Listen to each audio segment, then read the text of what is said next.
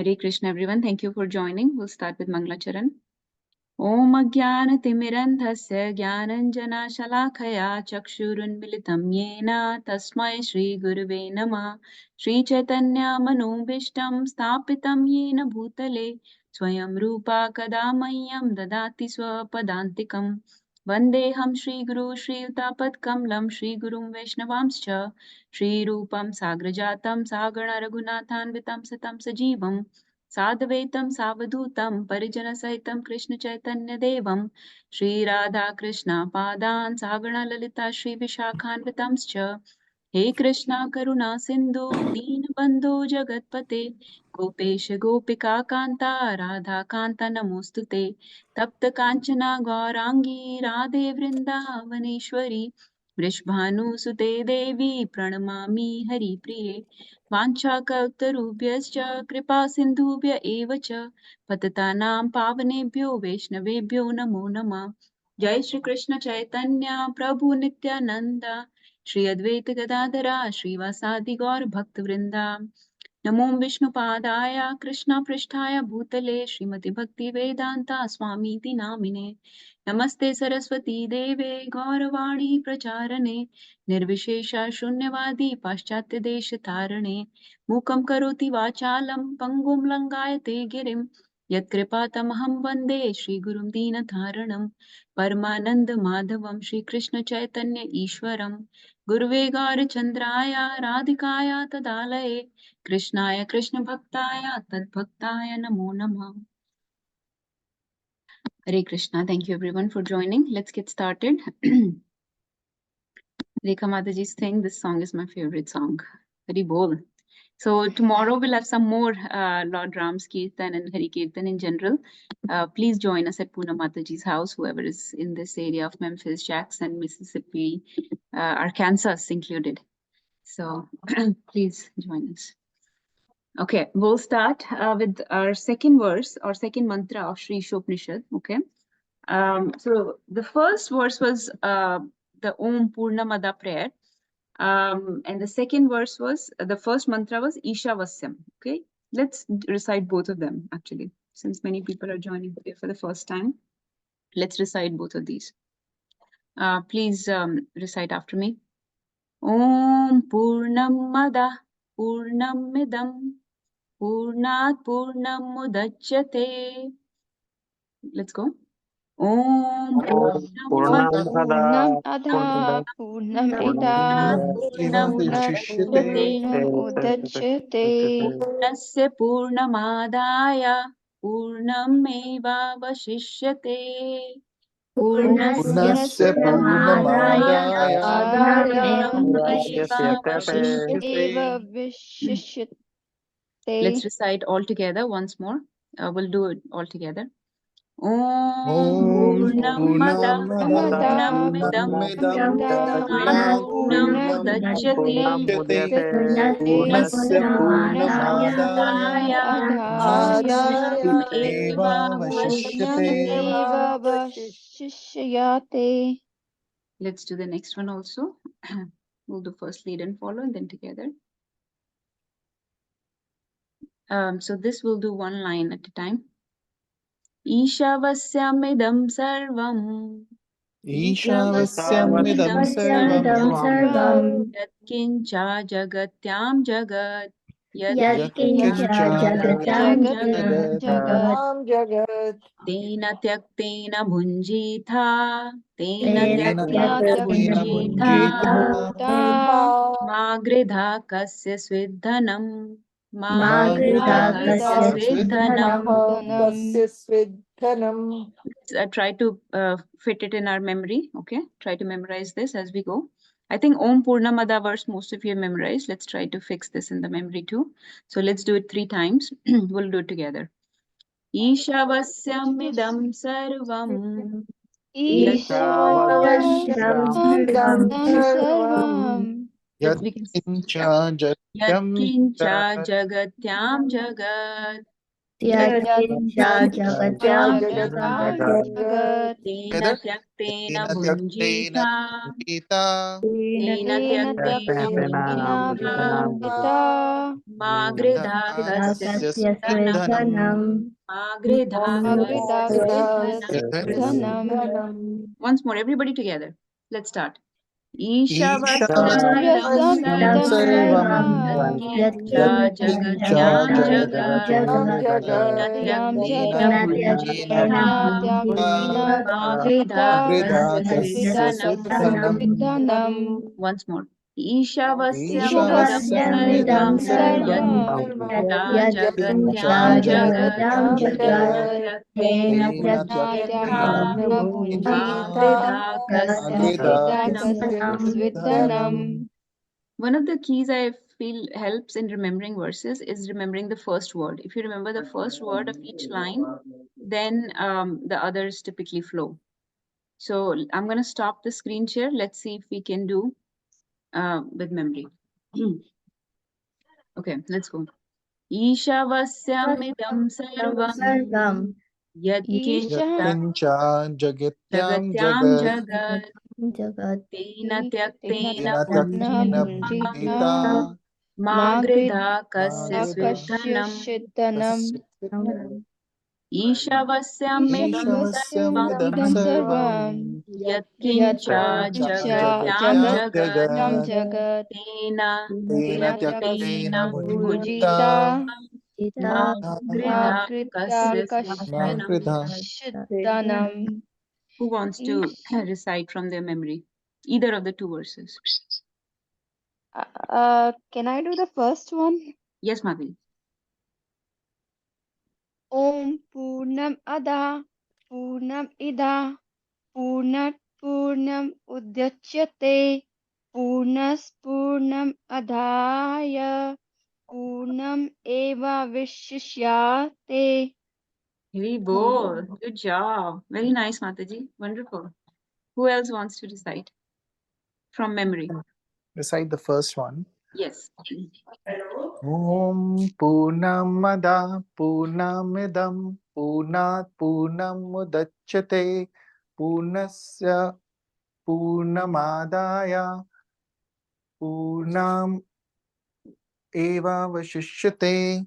Very bold. Very nice. Okay. Okay. Who else? Puna Mataji? Yes, Mataji. Yes, Mataji. Go ahead. Om Purnamida Purnamidam Purnat Purnamudachyate Purnasya Purnamadaya Purnamevavashishyate. Very bold. Your name ऐसा लग रहा है आपका नाम आ रहा है बार बार. पूर्णम है वैसे, not पूनम, but ऐसा लगता है कि पूनम बोल रहे हैं.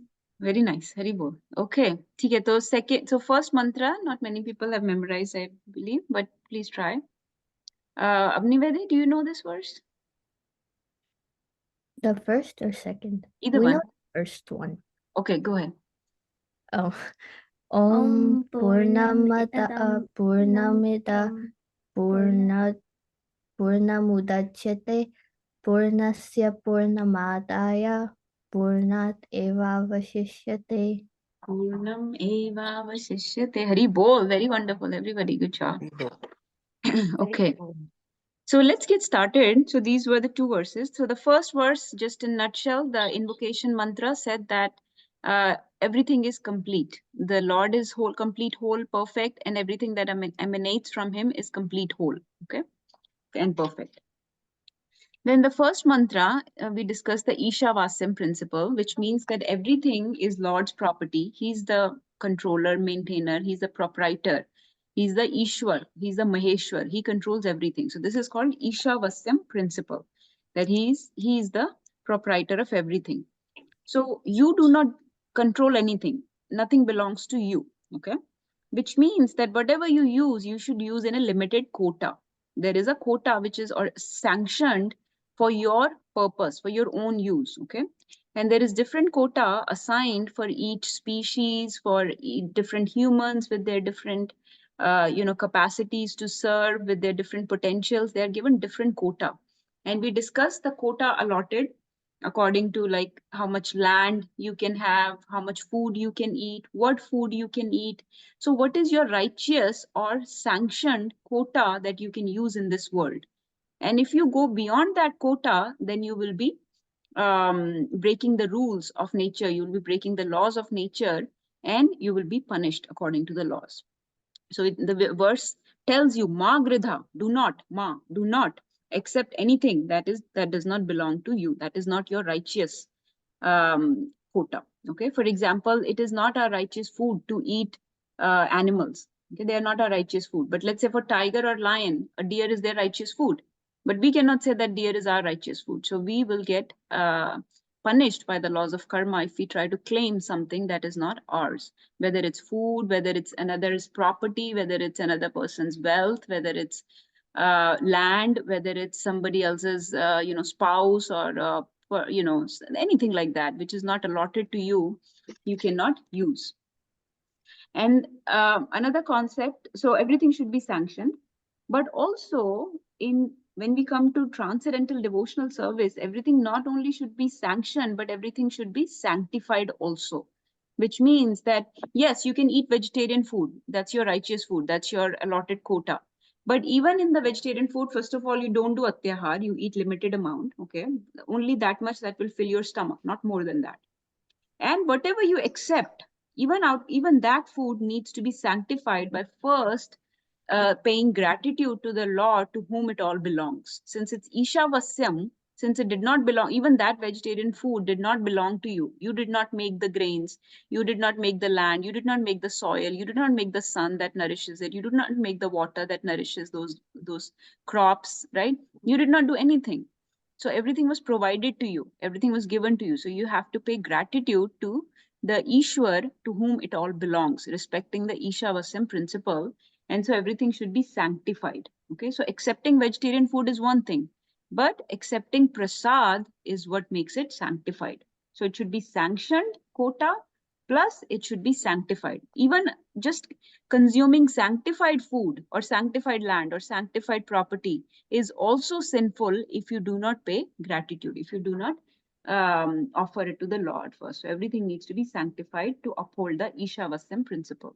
So quota means whatever is our necessity, only that we consume, not luxury. Okay, we cannot extend ourselves on the resources of this earth or this material world, this nature. We should only consume what is necessary for us. Okay, that's the quota. That's the quota. Tena tyaktena. Tyaktena means the quota that is set apart for us. You can see on the screen, quota that is set apart for you. So quota means it's like salt in the food. You cannot have too much salt in the food, and you cannot have too less salt in the food, because if it is too less, then it will become tasteless, and if it is too much salt, then also it will become bitter. So similarly, if you accept more than your quota, then you will suffer the consequences, and it will be bitter. And if you accept too less, then you will not be satisfied. So then your life and everything will be sort of tasteless. So in this way, you have to accept your quota like salt in the food, just enough, just what is necessary for you. So that is what is meant by tyaktena, or the quota. And Ishavasya means to keep God in the center, knowing that everything belongs to him. So with this understanding, let's go to the verse for today, which is mantra 2, and we will all recite it. So let's do lead and follow again. Kurvan eveha karmani. Kurvan eveha karmani. कर्माणि जिजीविषेच्छतं समा. जिजीविषेच्छतं समा Chatam sama. एवं त्वयि नान्यथेतोऽस्ति. एवं त्वयि Evam नान्यथेतोऽस्ति न Karma yetusti. लिप्यते नरे. न न कर्मा कर्मा लिप्यते लिप्यते नरे. नरे Let's recite together. Kurvan eveha कुर्वन्नेवेह karmani. कर्माणि Kurvan जिजीविषेच्छतं Chatam समा sama. Chatam Evam sama. एवं tvai Evam त्वयि nanyatetosti. नान्यथेतोऽस्ति Na Na न karma Karma karma lipyate lipyate लिप्यते nare. na Nare lipyate nare.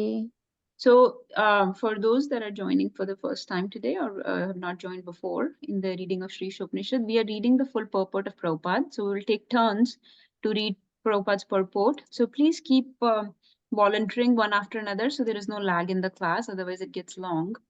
But let's start with so somebody who's reading the translation, also read the first paragraph. And in this way, we'll keep going. Yes, Abni, you want to read? Translation. One may aspire to live for hundreds of years if he continuously goes on working in that way, for that sort of work will not bind him to the law of karma. There is no alternative to this way for man. Purport. No one wants to die. Everyone wants to live as long as he can drag on. This tendency is visible not only individually, but also collectively in the community, society, and nation. There is a hard struggle for life by all kinds of living entities, and the Vedas say that this is quite natural. The living being is eternal by nature, but due to his bondage in material existence, he has to change his body over and over. This process is called transmigration of the soul, or karma bandhana, bondage by one's work. The living entity has to work for his livelihood because that is the law of material nature, and if he does not act according to his prescribed duties, he transgresses the law of nature and binds himself more and more to the cycle of birth and death in the many species of life. Very bold. Hare Krishna. Thank you for reading. So, so now look at the continuation of the verses. We just read that everything belongs to Krishna. Okay, he's the Ishwar, Maheshwar, Ishavasyam, and we should only accept what is sanctioned for us, only the quota that is set for us, and we should, whatever we accept should also be sanctified and offered to the Lord. Okay, so the verse is saying that if you work in this way, if this is your approach to life, if this is how you work, then that person can aspire to live for hundreds of years if he goes on working in that way. For that sort of work will not bind him to the law of karma. Okay. So anybody who is not following this principle, whoever is accepting more than what is sanctioned for them or not sanctifying it before accepting, those people are getting bound to the laws of karma. Okay. But if you work in this way, in which way? In the knowing the Ishavasyam and the principle of quota, principle of sanctioned quota, then in that way you can keep living for hundreds of years. So such a person, the verse is basically saying that is the person who deserves to live for hundreds of years, because everybody else is just living against the rules of nature, against the rules set by the Lord. They are not accepting the Ishavasyam principle. So they're not keeping God in the center, and they're breaking the quota that is set for them. That's why there are all these invasions on land. There are all these, fight, hard struggle for life going on in this world, because people are exceeding the quota. There is so much greed in this world. And all this greed is coming because people want to encroach on other people's property, but is not assigned for them, but is assigned to somebody else. They want to steal that also. So since you are breaking the rules, you do not deserve to live for hundreds of years. Rather, you will be bound in the laws of karma. So there is no alternative to this way for man, because this is the only way one should be living our life. One should be working in this way.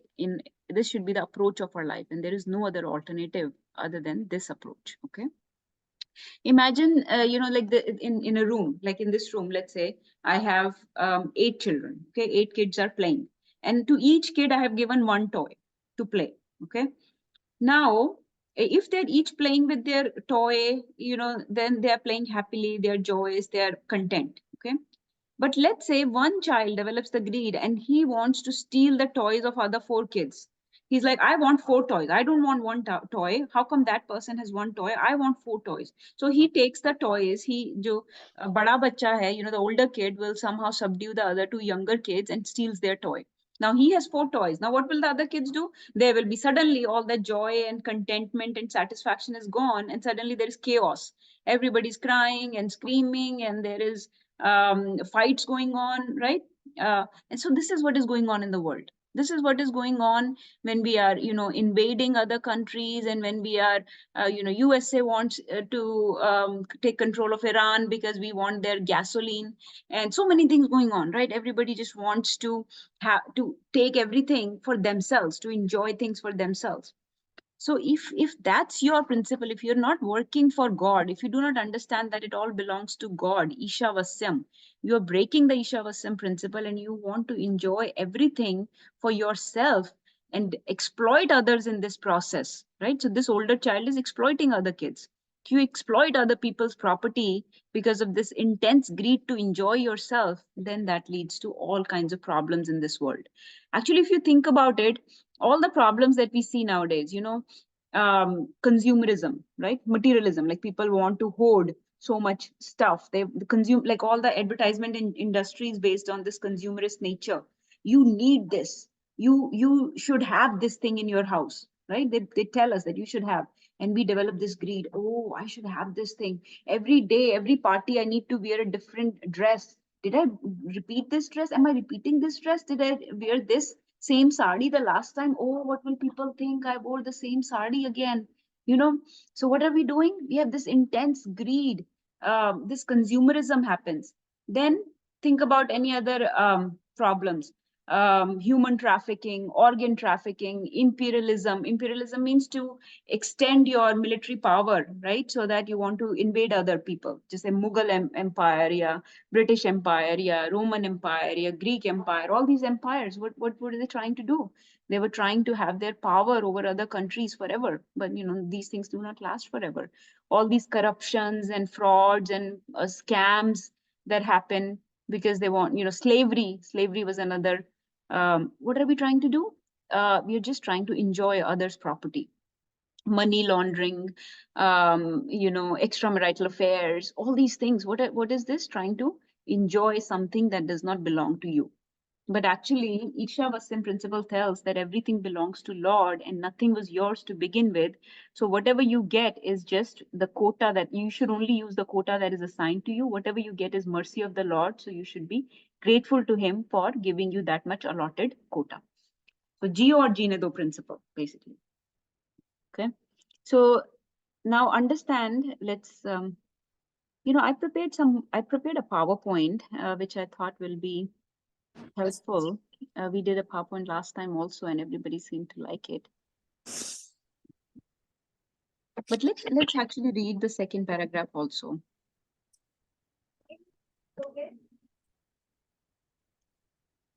Okay, so I'll come to this aspect. I really love this line where Prabhupada starts, no one wants to die, everyone wants to live as long as he can drag on. I'll cover this line in future because we have to talk about how we should live. So the first point of this talk today, this class is how should we live, okay? So we understand that we should not transgress the laws of the nature. If you transgress the laws of the nature, then you will get bound in the cycle of birth and death. So you'll get karma bandhan. Now Prabhupada will explain to us what karma means. So let's actually read the next two paragraphs and try to understand the karma. Okay. Yes. Who wants to read next? Yes. Whether you wanted to read. Hare Krishna. And then Nirbhay Prabhu can read this paragraph. Okay. Other life forms are also subject to the cycle of birth and death, but when the living entity attains a human life, he gets a chance to get free from the chains of karma. Karma, akarma, and vikarma are very clearly described in the Bhagavad Gita. Actions that are performed in terms of one's prescribed duties, as mentioned in the revealed scriptures, are called karma. Actions that free one from the cycle of birth and death are called akarma. And actions that are performed through the misuse of one's freedom and that direct one to the lower life forms are called vikarma. Of these three types of actions, that which frees one from the bondage to karma is preferred by intelligent men. Ordinary men wish to perform good work in order to be recognized and achieve some higher status of life in this world or in heaven, but more advanced men want to be free altogether from the actions and reactions of work. Intelligent men well know that both good and bad work equally bind one to the material miseries. Consequently, they seek that work which will free them from the reactions of both good and bad work. Such liberating work is described here in the pages of Sri Isopanishad. Hare Krishna. Hare Krishna. Whether you want to share anything? I know in our kids Gita class, Shivalas Prabhuji explained to us like what karma, akarma, and vikarma were. So I'm familiar with this concept and how akarma is basically when you're doing the action, you're doing your work and you're not at all thinking of, oh, I hope that this end result turns good, like I hope it doesn't go bad. Like you're not, there's not one thought of the result in your mind, and you're just leaving everything up to Krishna. Like you've put in your effort, and whatever Krishna wants will be happen. And then Yeah. how karma is thinking with your result in the mind, I'm guessing. You're thinking about the end result, and then because you're thinking so much about the result, you get worried, and then you start thinking, oh, did I do this good enough? Was this good enough? Or I hope I didn't make any mistakes. And then vikarma is just totally not doing the right stuff. Yes, Hari Bol. Thank you for describing that. Yes, I have a table I'll show you today. But let's read a little bit more, then I'll show you the PowerPoint. I think you will all like it. Let's, Nirbhay Prabhu, please read this one. We will discuss the concept of karma after this.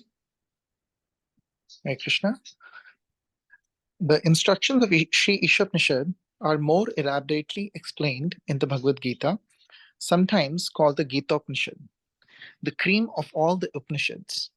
In the Bhagavad Gita 3.9 to 16, the personality of Godhead says that one cannot attain the state of Naishkarmya or Akarma without executing the prescribed duties mentioned in the Vedic literature.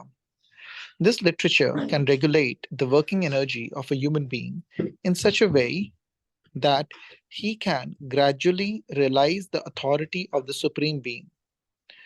When he realizes the authority of the personality of Godhead, Vasudeva or Krishna, it is to be understood that he has attained the stage of positive knowledge.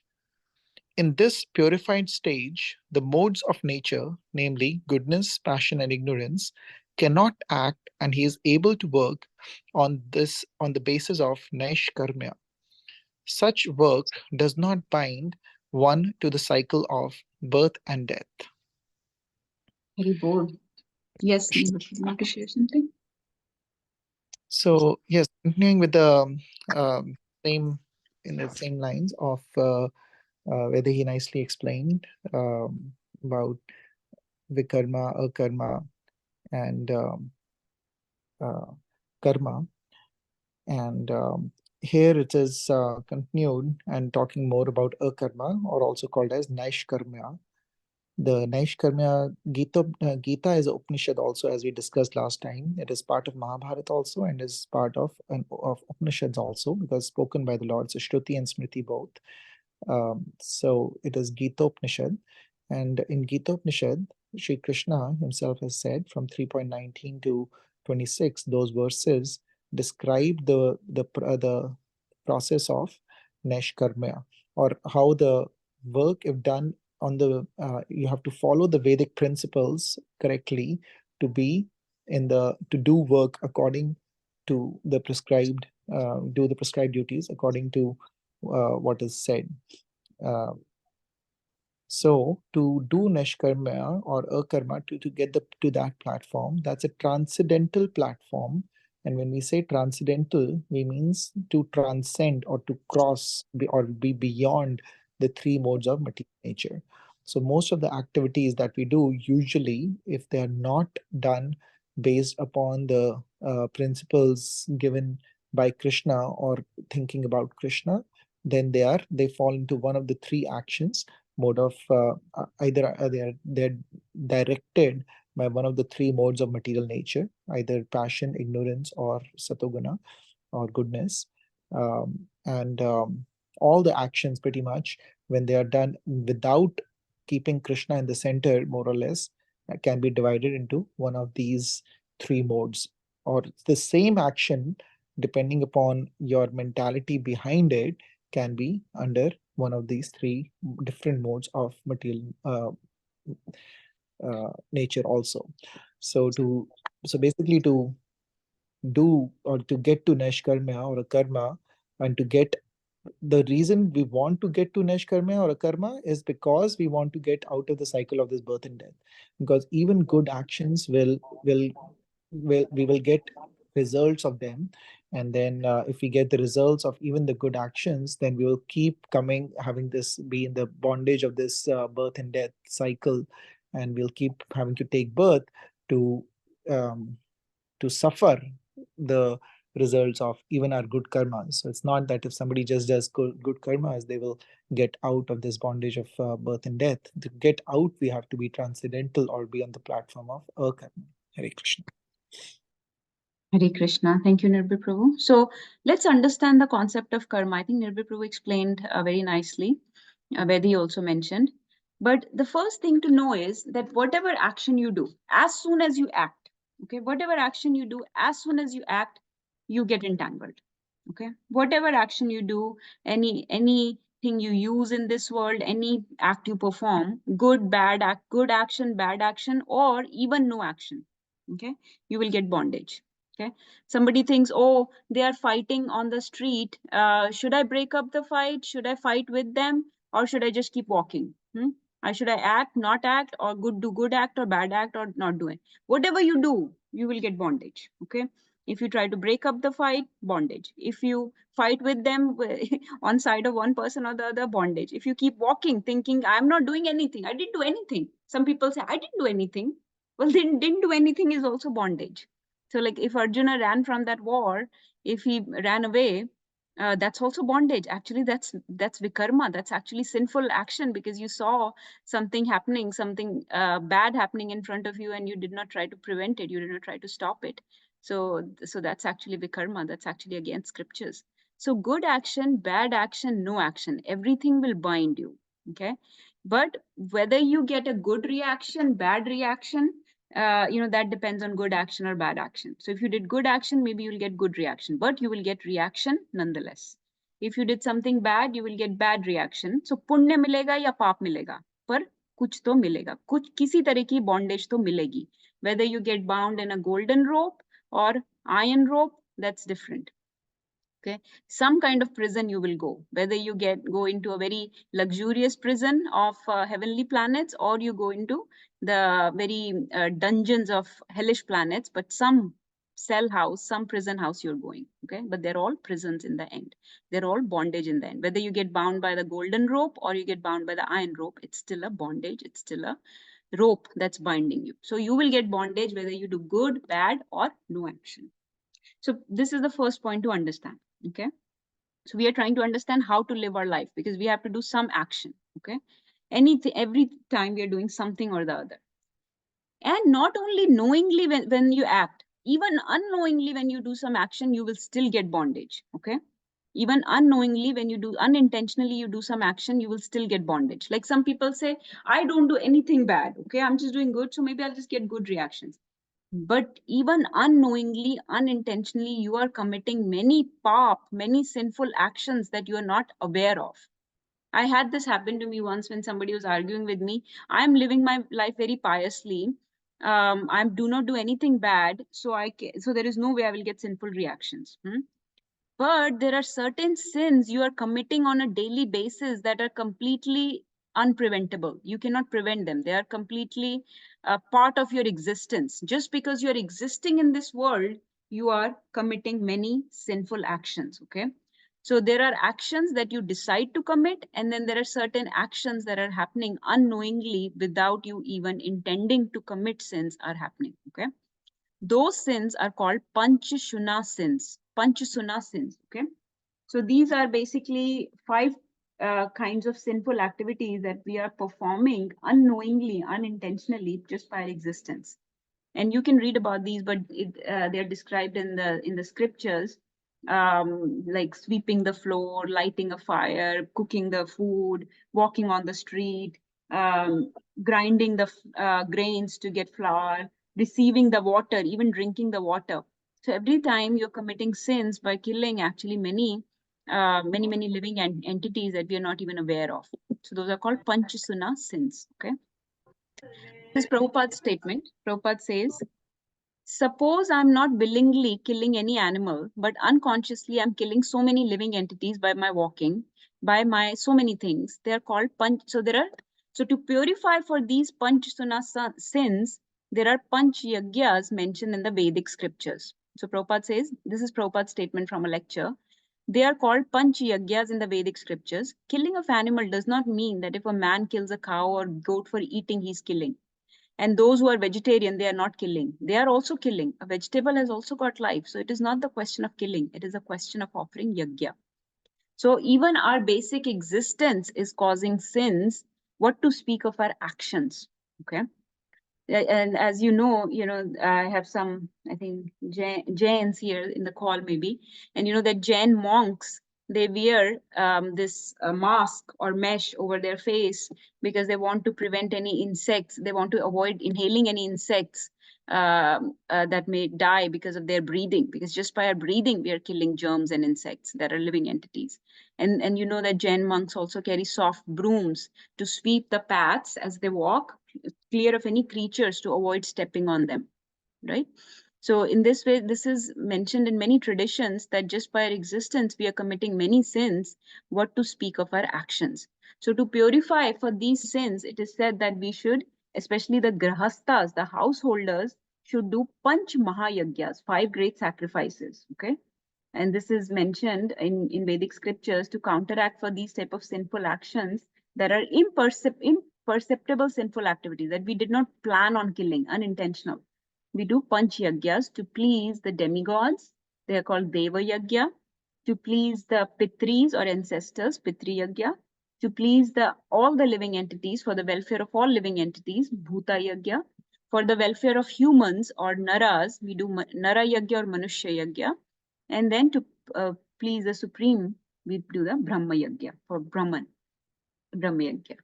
Now, of course, as you know, these Panch Mahayagya are mentioned in scripture, they're mentioned in Bhagavad Gita, but we in this Kali Yuga are not even eligible or qualified to do these Panch Mahayagyas. We are not able to. We try to do some things, but we are not able to. So for us, only Sankirtan Yagya is prescribed in this age.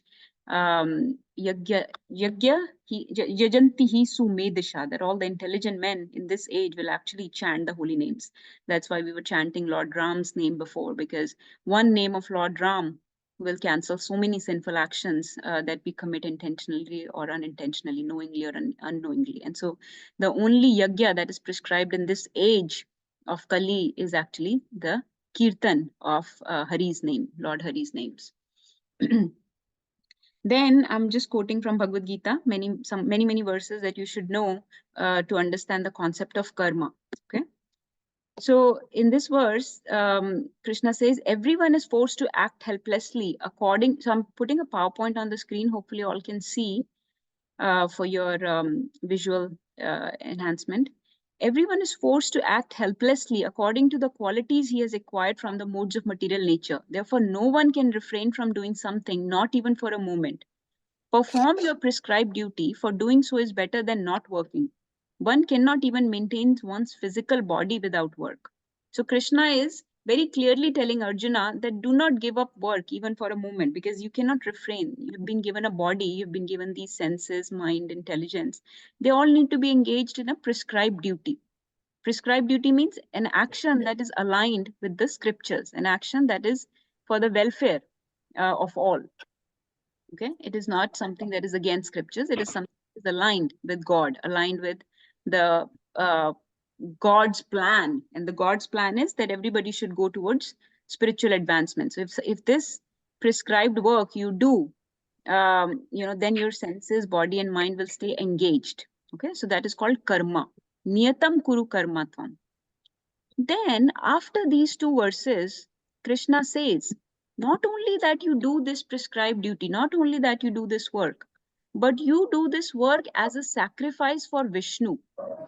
Says 3.9, he says, Yagyarthat karmanu anyatra loko ayam karma bandhana tadartham karma kaunteya mukta sangha samachara.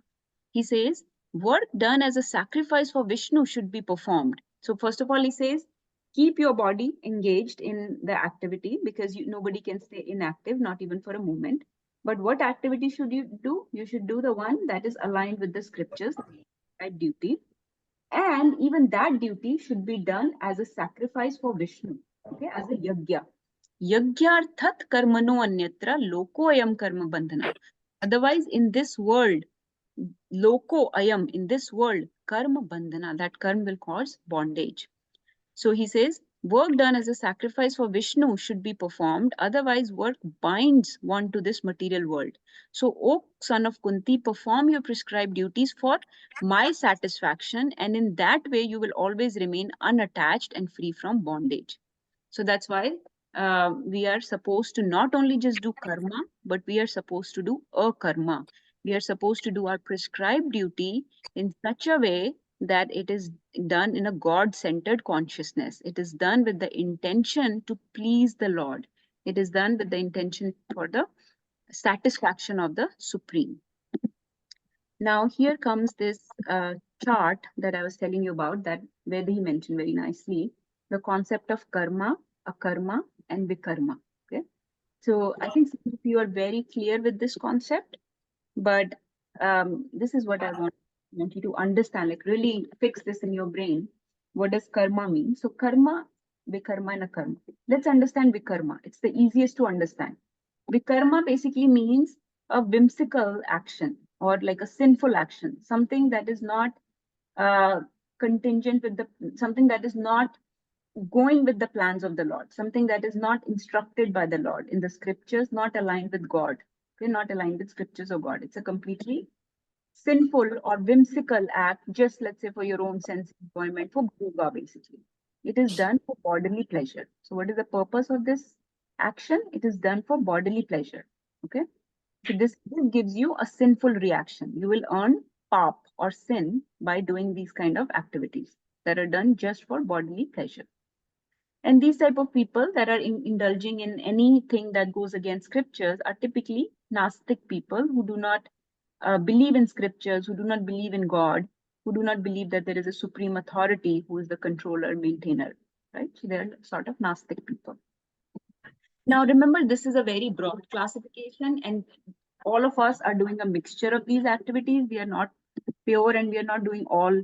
We do not fall in any of these categories. We are actually in a mixture of these categories. We are in the gray zones between these categories. So do not get confused too much. This is a very gross and very broad classification to be able to understand the scriptures. Because when we read books, we will not be able to understand them if we do not have this basic understanding. So vikarma means typically a sinful action, a temporary, short-lasting action that will give you bad results. Pop. Okay. Karma is a very common term that is loosely used for any action that we perform. Okay. Typically, these actions refer to prescribed duties, like those aligned with scriptures. Okay. Karma is something that is aligned with scriptures.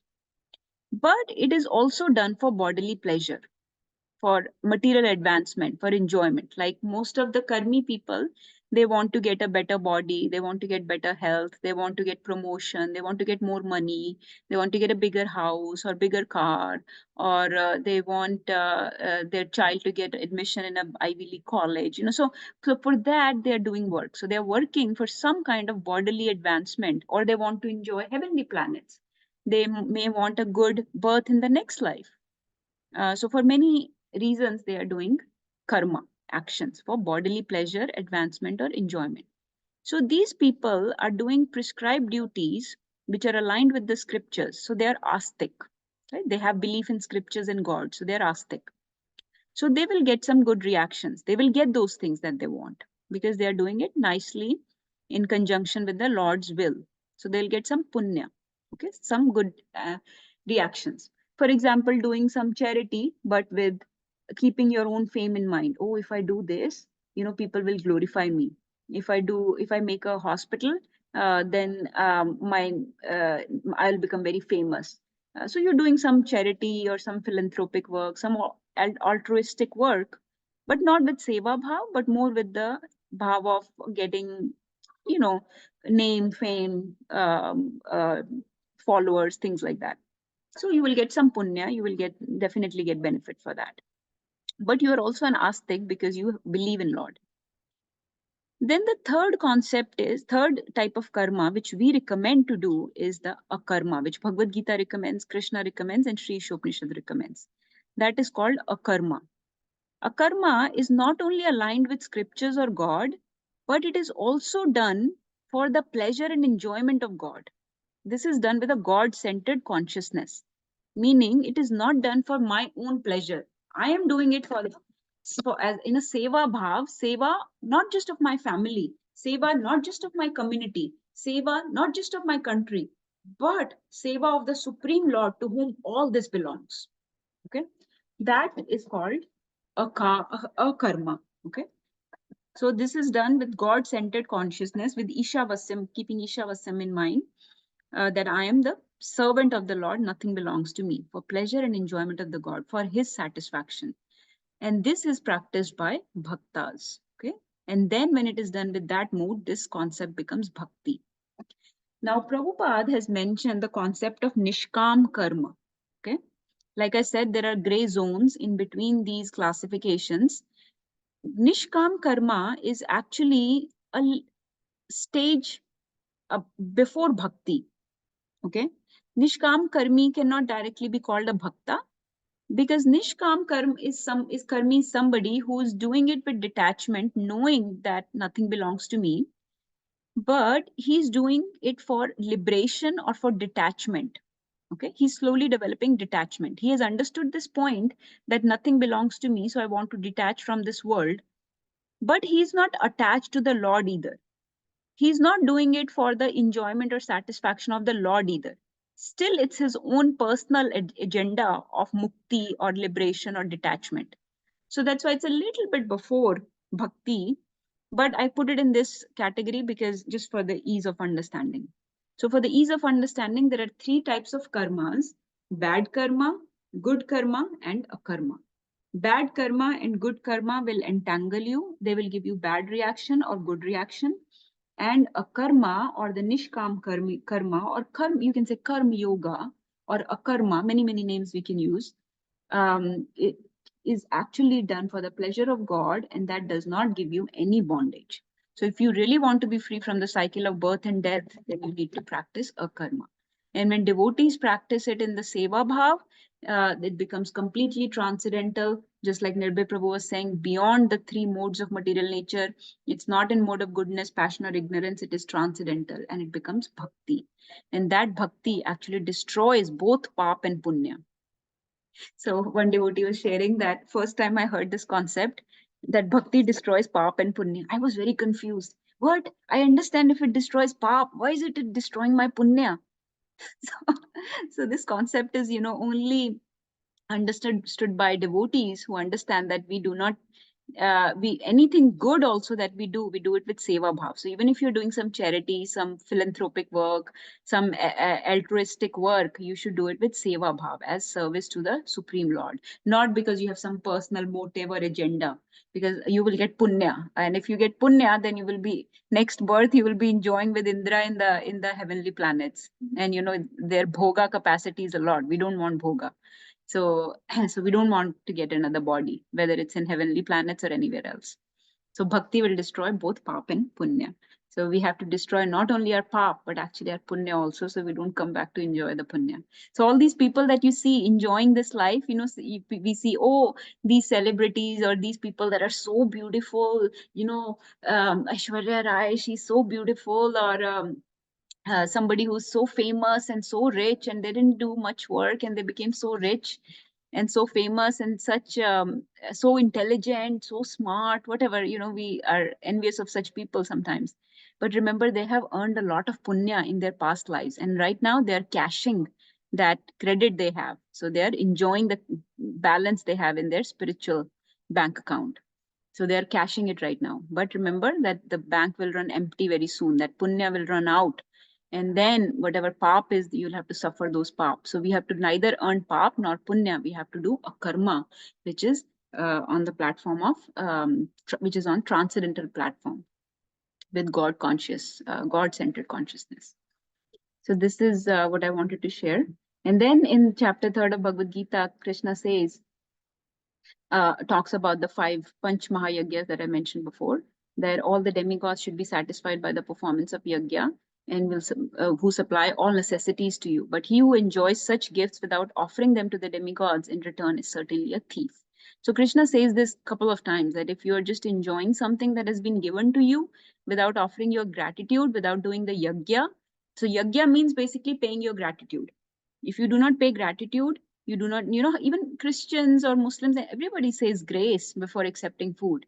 But and in our culture, we not only say grace, but we actually offer it to the Lord before accepting it. So the food is not only sanctioned to us, but also sanctified. Otherwise, you're just a thief. So you have to practice these yagyas. And the yagya, like I discussed before, is to do the Sankirtan yagya. Make everything spiritual, give everything, offer everything to Krishna.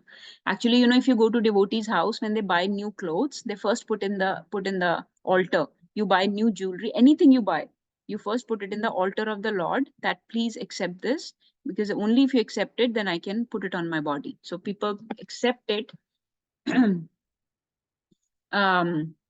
People offer it to the Lord and then accept it. Anything should be first offered to the Lord. So this is the art of living. This is how we live. So art of living की बहुत classes होती हैं दुनिया में, बहुत चलता है art of living का बोलबाला. But this is the art of living, that the really intelligent people, if you remember that purport we were just reading, Prabhupada said the intelligent people, really intelligent people are those that will live in the midst of Maya. You're not running away from Maya. You're living in the midst of the Maya, but you're not getting caught by her. So इसमें एक story आती है. There is a very nice story that says there was a group of monkeys one time, okay? And these group of monkeys wanted to drink water from a pond. Now, in that pond lived like a very big, some kind of demoniac animal, like let's say big crocodile or something. And as soon as any monkey entered into the pond to drink, he will, quickly, he'll quickly capture them and eat. So the leader of the monkeys told the monkeys, do not go near this water. We cannot drink it. We cannot drink it like this directly, because if we try to drink it, then he will capture us and we'll be gone. So then monkeys put their head together. We are thirsty. We want to drink water, but we want to drink it in such a way that we will not be caught by the crocodile. Okay, so follow the pattern. The real intelligence is to drink the water and drink it in such a way that you do not get caught by the demon. Okay. So how to drink the water and not get caught by the demon is the intelligence of the devotees, okay? This is what Prabhupada has taught us, to drink the water and not get caught. So what did the monkeys do? So monkeys had, on the shore of that pond, there were these reeds, hollow grass, like, I don't know if you know what reeds are, like there is this tubular type of grass. So they connected those reeds together and they made like this structure, like this long straw. लंबी सी एक straw बना ली, and they climbed on the tree whose branch was hanging on the pond, and they put that straw down into the pond, and then they started sipping from that. So they were far away from the pond, and they'd structured this long device, straw-like device from the reeds of the grass reeds, and started sipping the water. And the crocodile was helplessly watching that I cannot capture these monkeys, and they're still drinking the water. So this is the real intelligence, that you have been given everything in this material world. You have been given all the resources.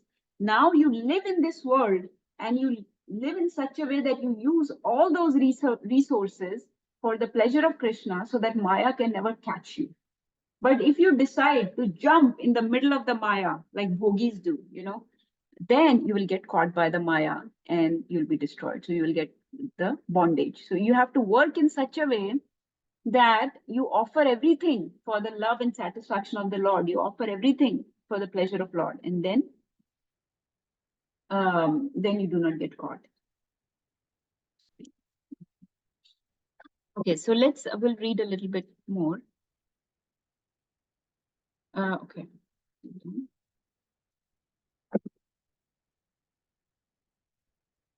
One more time. Let me try. So the concept is that we should, the real intelligence is that you live in the midst of the Maya, use its resources, but use them in service of the Lord. Then you will not get any bondage. You will not get caught by her. right? So same person is using phone. Let's say phone has been given to us by this world. Now, some people are using this phone to do the class like you are. Some people have their verses stored in their phone. Some people have their songs and they're singing those, learning those Vaishnava bhajans, right? Some people have picture of Radha Raman on their phone, and they're looking at it periodically to stay in Krishna consciousness. But some people are watching, like, dirty things on it, or reading useless literature on it, or gossiping on the phone, right? Or just some kind of mundane stuff that does not matter in this world. They see the messages and just various kind of temporary superficial activities they're using the phone for. So you could use everything in service of Krishna. You don't need to run away from the world. You don't need to, some people will just stop eating or stop talking, and all these type of things are done in the name of yoga, but not to run away from the world. Actually stay active in the world, but stay active in such a way that those same things that would have contaminated you will now purify you. Same things that would have caused you bondage are now actually delivering you. Same things that you could have enjoyed for your bhoga, you are now using it in yoga for the service of the Lord. So everything has a potency to either destroy you or deliver you. It's up to you how you decide to use those things. So you don't need to run away from the world. You just have to become intelligent. So we use things and we do actions in this way, such a way in this world that they become acceptable for the service of the Lord. Okay, and reject those things that cannot be used in the service. So reject those actions, reject those things that cannot be used in the service. Not everything can be used, of course. There are certain things that cannot be used, but certain things that can be used in the service of the Lord, accept them and reject those that cannot be used. Okay. Similarly, reject those activities that cannot be used in service of the Lord and accept those activities that can be used. इसलिए कोई बोले मैं पढ़ना लिखना छोड़ देता हूँ, I do not need to go to college or something. No, that can be used in service of the Lord. You need to make something of yourself so you can be a contributory member of the society. You do need to go to work. You do need to help in the economic advancement of this country. You do need to become a political leader, because we do need Krishna conscious leaders in the society, right? So you do need to do all those things, accomplish all those tasks in the world, but do in such a way that you will serve the Lord. I don't want to talk about politics too much. I know that the political scene in India is very inflammatory, as it is everywhere. But if you have a religious leader, then you will see that a God-conscious leader will lead you to, self-realization and spiritual advancement as never before. Okay, then Krishna says also in Bhagavad Gita, and so in this way, thus engaging in devotional service to the Lord, great sages or devotees free themselves from the result of work in the material world. In this way, they become free from the cycle of birth and death and attain the state beyond all miseries by going back to Godhead. So this is the ultimate conclusion that I thought this verse is very nice. Karmajam buddhi yukta hi phalam tyaktva manishina janma bandha vinirmukta padam gachanti anamayam. So this is how we should live. Engage in devotional service to the Lord, give up all results to the service of the Lord, and you will become free from the cycle of birth and death, which is beyond all miseries, and go back to Godhead. So this is how we need to live. Now, the next concept is, why are we living? What do you see? Why are we living? Some people are living like this, with a donkey, or like a donkey with a carrot hanging in front of them. A donkey with a carrot hanging in front of them. Do you think he will be able to get to this carrot? No. Let's say he runs very fast. He dances. He skips around in circles. He jumps. Whatever he does, can he get this carrot? No. So the material world is like this. So these are the people that are running, that are struggling very hard in this material world. So that's why Prabhupada said hard struggle for life, right? They're struggling very hard in this world, and they are over endeavoring in this world. So they have more faith in material life. They're slogging. They think that there will be an end point to this, that there will be something they will be able to achieve. They'll be able to eat this carrot in the end. They'll never be able to eat this carrot, because the carrot of material world is an illusion. It is just an illusion, and you can never reach it. So it's temporary. That is why there is no point slogging, working too hard in material life. material life, this is meant for your purification. So all activities we do, all things we use, they should be used for purification. If you work too hard in this life, you will only get entangled and you will not get anything in the end. Na ghar ke na ghat ke, right? So there is a beautiful verse in Srimad Bhagavatam that says, Dharma svanushtita pumsam vishwaksena kathasuya notpadevya tiratim shram eva hi kevalam. The occupational activities of a man performed according to his own position are only so much useless labor. Shram eva hi kevalam, like a donkey, useless labor, if they do not provoke attraction for the message of the personality of Godhead. So you lived this whole life, but you did not develop any attraction for the Supreme Lord, for his message, for his katha, for his service, for his names. If you did not develop any attachment, then whatever work you did in this life is useless labor. Shram eva hi kevalam. That much you worked nonsensically without any goal, any purpose in life. So devotees know this, and that's why they do not engage in this kind of life, chasing after the carrot. And another thing, this is something I was thinking of, this famous children's rhyme that goes, Jack and Jill went up the hill to fetch a pail of water. Jack fell down and broke his crown, and Jill came tumbling after. So they went all this up the mountain to fetch a pail of water, but ultimately they tumbled down. So no matter how high we climb in this life, है ना, कितने भी पहाड़ तोड़ लो, बहुत ऊंचे degrees ले लो, whatever, you'll have to start again from the bottom. So you will be ultimately everything is taken away. Mrityu sarvas haraschaham, Krishna says in Bhagavad Gita, Mrityu sarvas haraschaham, that I'll come as death and take everything away. So you are very proud of your designations. I'm a doctor, I'm a lawyer, I'm a PhD, I'm a MD, I'm a MAD, huh? Mad after material life. I'm MAD. That is what I am.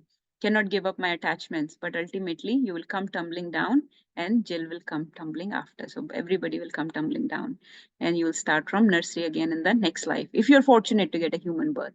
If you're not fortunate to get a human birth, then you get something else.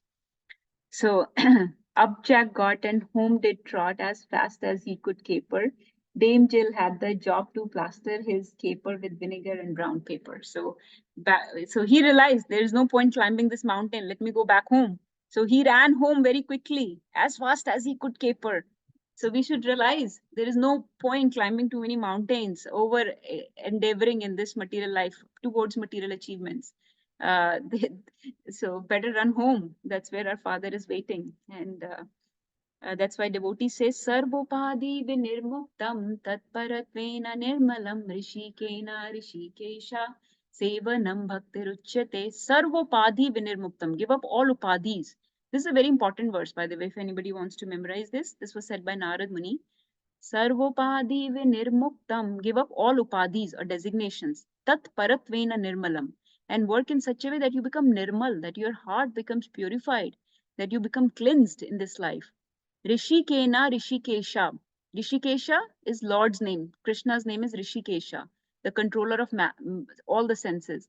Work in such a way that your senses are engaged in the service of master of senses. If he's the master of senses, shouldn't we engage our senses in the service of the master? So Rishikesh ka matlab hota hai master of all senses. So Rishikena, use your senses in the service of Rishikesh, the master of senses. Sevanam bhaktiruchyate, and that type of service is called seva or bhakti by the devotees of the Lord. That is called bhakti or seva, and that is the work we need to do. So let's read a little bit more. Actually, let's read Prabhupada's purport. See who wants to read next. From this one, factually. Okay, let's see somebody who is not ready yet. Amrendra I Prabhu. can read, Mata. Okay, yes, Mataji, go ahead. Yes, please go ahead. Actually, no one has to do anything more than render devotional service to Lord. However, in the lower stages of life, one cannot immediately adopt the activities of devotional service, nor one can completely stop fruitive work. A conditioned soul is accustomed to working for sense gratification, for his own selfish interest, immediate or extended. An ordinary man works for his own sense enjoyment And when this principle of sense enjoyment is extended to include his society, nation, or humanity in general, it assumes various attractive names as altruism, Altruism. altruism, socialism, communism, nationalism, and humanitarianism. These isms are certainly very attractive forms of karma bandhana, karmic bondage, but the Vedic instruction of Sri Isopanishad is that if one actually wants to live for any of the above isms, he should make them God centered. There is no harm in becoming a family man, altruist, socialist, communist, a nationalist, or humanitarian, provided that one executes his action in relation with Ishavasya, the God centered conception. Haribol. बंद कर दें मैं तो Very bold. I want to just point one line. I think we've discussed everything else from this paragraph. I want to point out one line. This line, please pay attention to this. This is a point Prabhupada mentions many times, that personal sense enjoyment and extended sense enjoyment. So when you extend your sense enjoyment to like country, community, all this becomes, then these things become socialism, communism, patriotism, desh bhakta, right? Nationalism, humanitarianism. Now these things are not bad per se. These things are not like we should give them or shun them. They're not bad concepts. In principle, they're good that we're thinking of welfare of others, but they should be not done for self-aggrandizement. Then should not be done thinking just on bodily level, dehatma buddhi. They should not be done thinking only my country needs to be protected and saved and everybody else can be destroyed. I do not care. No, that's a wrong way of thinking. So everybody needs to prosper. Everybody needs to advance and needs to have their resources available. So we should not do these things in an exploitative way in which it exploits other people at the expense of just preserving your own people. ऐसा नहीं ये मेरे हैं वो उनके हैं. This differentiation of enemies and friends, this should not be there. So when you practice these principles of altruism, socialism, humanitarianism, they should be done with Ishavasya principle. So in the end, Prabhupada says one executes these activities in relation with Ishavasya principle, with the God concept. So that's the only thing I wanted to remember that point. It's very nice point actually. Self-sense engagement, like only personal sense enjoyment versus extended sense enjoyment, which extends to my family, my community, only my people, my country. मेरी ही country सबसे best है और सभी लोग बेकार नहीं. You don't know where you were last birth or you will go to next birth. You're so focused. English people are so focused that, oh, these people are backwards. Indians are backwards and inferior. Well, next time you may take birth in India, and or something like that. You're so worried about Pakistan, always thinking about them, and so next time you may take birth in Pakistan. So there is no need to be this type of distinction of enemies and friends on a bodily platform. But you practice these principles with Ishavasya concept. Let's see who can read the next paragraph. Hare Krishna Mataji, I will. Yes, Prabhuji. In the Bhagavad Gita 2.4, Lord Krishna states that God-centered activities are so valuable that just a few of them can save a person from the greatest danger. The greatest danger of life is the danger of gliding down again into the evolutionary cycle of birth and death among the 8 lakhs 8 crores 4 lakhs 8.4 8.4 lakh. million species. If somehow or other a man misses the spiritual opportunity afforded by his human form of life and falls down again into the evolutionary cycle, he must be considered most unfortunate.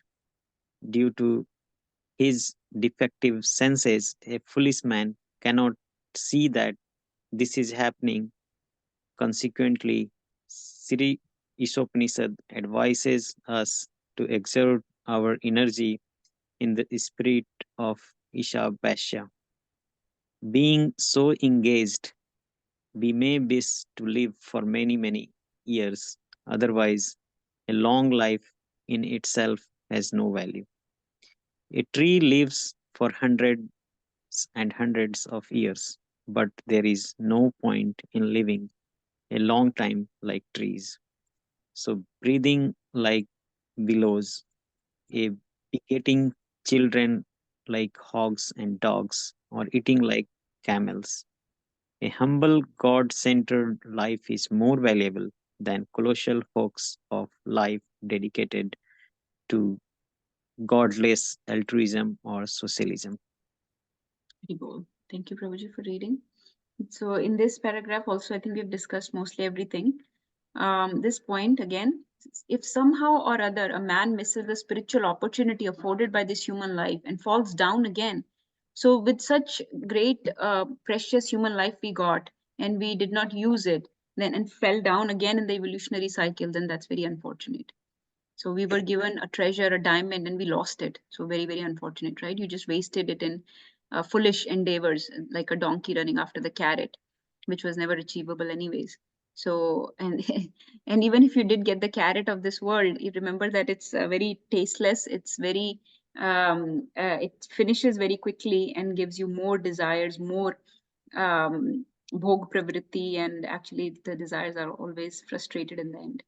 So you wasted your life in just running in that cycle of fulfilling your desires, materialistic, superficial desires. And then I really like this line that a humble, God-centered life is more valuable than a colossal hoax of a life dedicated to godless activities. Okay, let me show you a couple. So we discussed how we should live. So we realized that we should live in a God-centered way, in a God-centered life, do a karma. And then we discussed why we should live, right? Our activities should not be aimed at the materialistic things of this world. Sorry, I'm just trying to. So now we'll discuss about how long do we live. Prabhupada mentioned this in this. How long do we live?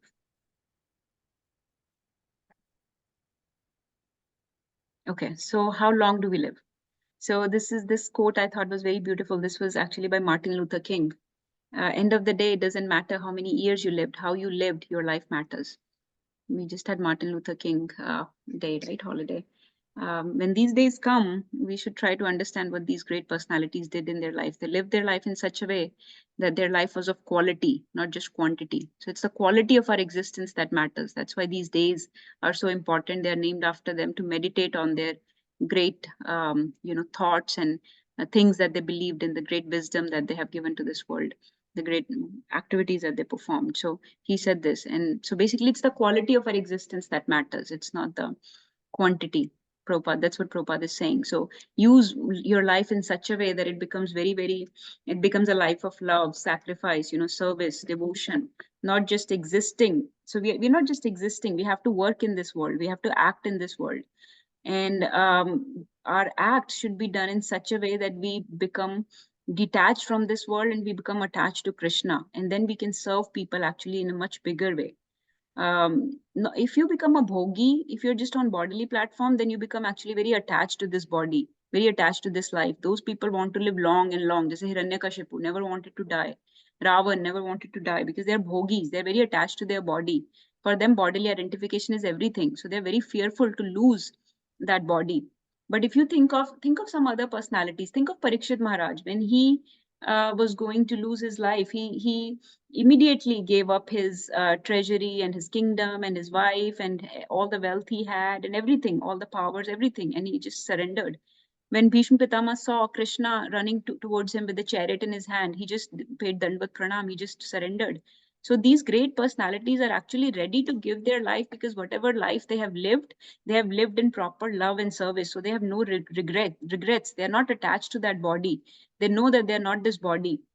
Think about Ambrish Maharaj. When his life was a threat by Durvasa Muni, right? He was not fearful because he was not in bodily concept. Prahlad Maharaj, when his life was threatened by Hiranyakashipu, or Pandavas, when time came, they just left. right? Whereas Dhritarashtra was not able to give up. He was not able to give up the kingdom.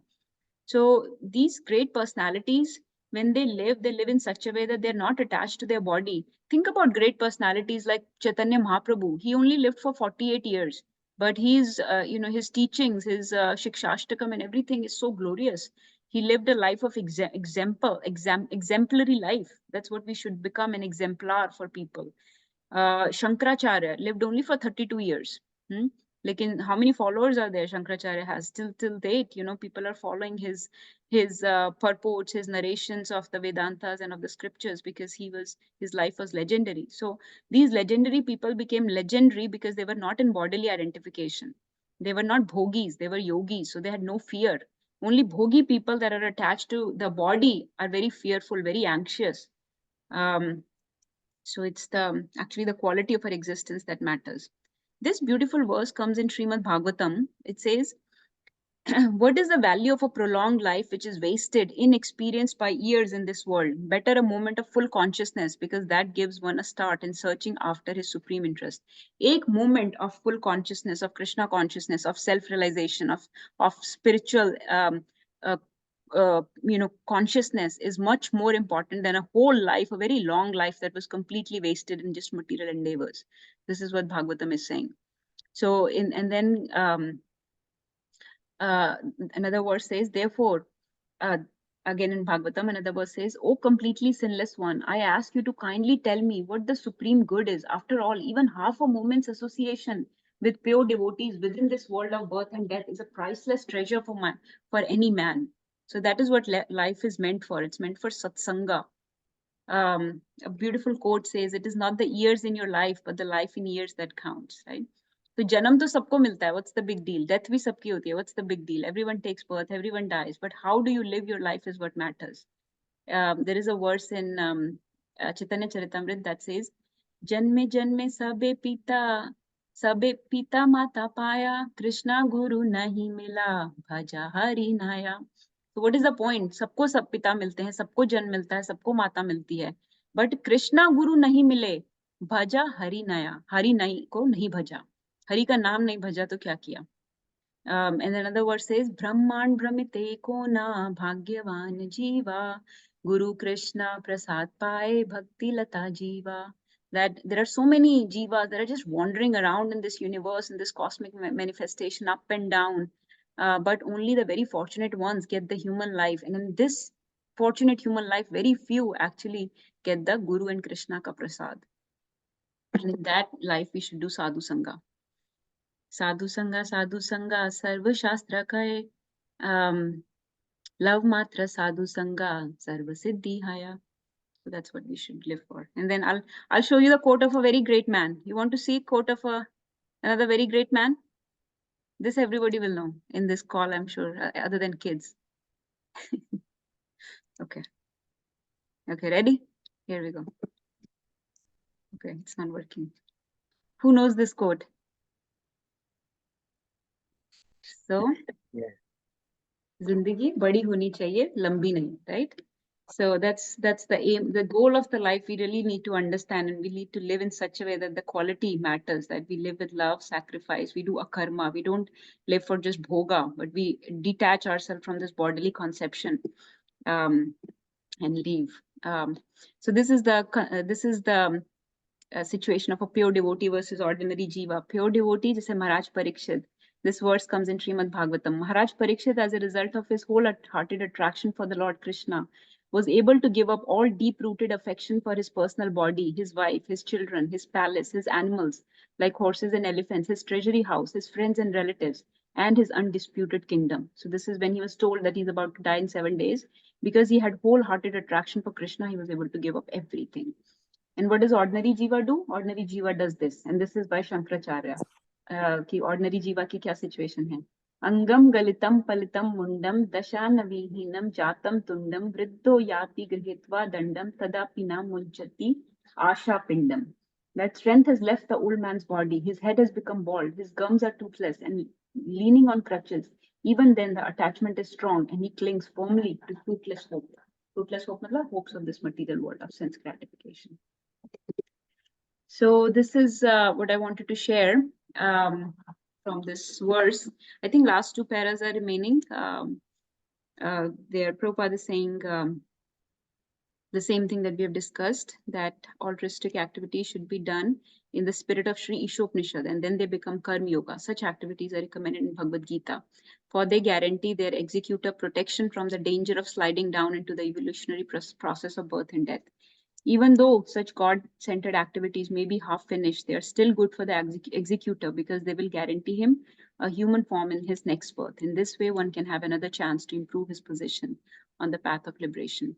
How one can execute God-centered activities is elaborately explained in Bhakti Rasamrit Sindhu by Sri Rup Goswami. We have rendered this book into English as Nectar of Devotion. We recommend this valuable book to all who are interested in performing their activities in the spirit of Sri Isopanishad. Very bold. Thank you everyone for joining. So this is, please share any questions, understanding, realizations. So we realize how to live, why to live, and how long to live. Mataji, I've liked one point, what you explained so nicely, how to live. You gave the example of the phone, like how that phone we can, sometimes like I have this misconception, I don't want to live a materialistic life, but yet in this life you can live in a material life. But you gave the example of the phone, like the phone can be used for devotional services, for reading verses, memorizing verses, instead of using the phone for social media or gossiping and all. So I really love that point, the way you explained, Yes. it's very nicely explained. It kind of cleared some of my doubts. Thank you, Mataji. Very bold. Thank you, Mataji, for sharing. Anybody else wants to share their points that they liked or that they're taking home?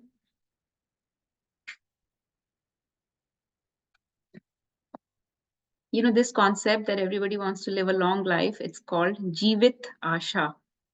Do you know who said Jeevit Asha? A great personality. Vidura said it to Dhritarashtra. Everybody has Jeevit Asha in this world. Everybody wants to live a long life. एक बार एक disciple Prabhupada के साथ बैठे थे garden में, तो एक snail देखा. The snail was very nasty looking, disgusting. So disciple said to Prabhupada, what is the point of this snail? Why is this snail even living? Like, it's such a disgusting, nasty creature. So Prabhupada said, when demigods look down at you, that's what they're thinking. So they say that about you. Why is this nasty, smelly creature living? Because demigods have such extensive, such beautiful bodies and all. And we are trying just to maintain this body with pleasures and all this. Okay, who else? Amrendra Prabhu, yes, please share.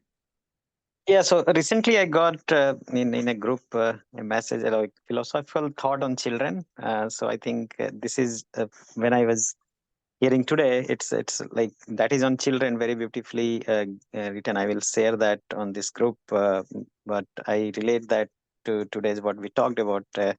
So if time allows, I can read that. That is, and then I can share. Or how do we have? Sure, Prabhuji. Okay. What? So it's written that your children are not your children; they are the sons and daughters of life, longing for itself. They come through you, but not from you. And though they are with you, yet they belong not to you. You may give them your love, but not your thoughts, for they have their own thoughts. You may house their bodies, but not their souls, for their souls dwell in the house of tomorrow, which you cannot visit, not even in your dreams. You may strive to be like them, but seek not to make them like you. For love, lifelong, not backward, not tarries with yesterday. You are the bows from which your children are living arrows are sent forth. The archer sees the mark upon the path of infinite. He bends you with his might, and his arrow may go swift and far. Yet our bending in archer hand be a gladness, for even as he loves the arrows that flies, so he loves also the bow that is stable. So I mean, I relate this with today's class. It's a specific on children, but on the everything what we think in the worldly life. Yeah. Yes, Prabhuji, very nice. बहुत ही very beautifully composed poem. It's yeah, like you said, it's not only about children, but everything that has been given to us, whether it's the spouse, whether it's the house, whether it's the country, the community, everything. We don't own those things, but we can nourish them, nurture them, guide them, and serve them. Most importantly, serve them. There is a devotee in our community. She says this a lot, that children are like moon, but you are like sun. So they get sunlight, you know, how the moon reflects the sunlight. So they get sunlight from you, and then the moon shines. So you can become the sun in other people's lives so that they reflect your light. You know, they reflect that light. Everybody can shine. The kids, the community, the country, the whole world can shine if you become the sun. Everybody decides to become a sun, then the darkness of this world will go away. Everybody will become effulgent because moon reflects the light of the sun, according to modern science. And so that kind of service, that kind of life is a big life. It's a important life. It's a quality life, right? Thank you for sharing that. Who else? एक बोलते हैं ना कि बड़ा हुआ तो क्या हुआ, जैसे पेड़ खजूर, पंछी को छाया नहीं, फल लागे अति दूर. So we don't need to become a barren tree like that, which is inaccessible, unavailable, and is not giving shade. Rather, we should be like sun. चाहे कितनी भी दूर कोई है, everybody is getting the benefit of sun and light and warmth and nurture. Okay, so if nobody else is sharing, I will stop for today. Sorry for exceeding the time. I wanted to glorify Lord Ram in the beginning, so. But please meet tomorrow at Poonam Mataji's house for a program at about 3 o'clock. We'll start. We'll sing more Ram bhajans, and we are discussing a very beautiful verse from Bhagavad Gita. Very, very beautiful verse. And I have really decided to go deep into that verse, and I think you will love it. You will all love it. Please join it. It's a very sweet, sweet verse, and this depicts the sweet nature of Krishna. Please join tomorrow if possible. Thank you everyone for joining. Hare Krishna. Pasinduve Chapatita Nam Pavanebhyo Vaishnavebhyo Namo Namo. Namo Namo. Gurve Gaur Chandraya Radhikaya Tadade. Radhikaya Krishna Krishna Nittaya Gopinaya Namo. Shri Shopnishad ki jai. Jai. Hey. Prabhupada ki jai. Jai. All glories to the assembled devotees. Hare Krishna. Hare Krishna. Please Hare all Krishna. glories to Guru and Garanga. Hare Krishna. Hare Krishna.